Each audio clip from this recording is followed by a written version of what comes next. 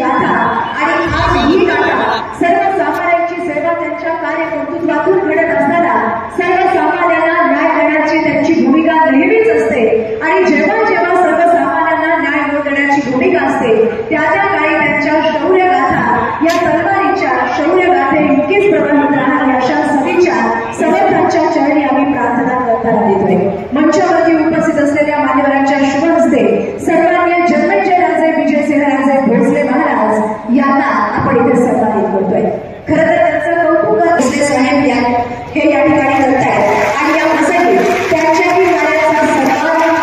श्री योगेसिंह शिक्षण संस्था अक्कलकोट आणि सकल मराठा समाज अक्कलकोटच्या वतीनं त्यांच्या कार्यकर्तृत्वाला साजेल असा सन्मानपूर्वक अशी पगडी प्रेमाची आपुलकीची शान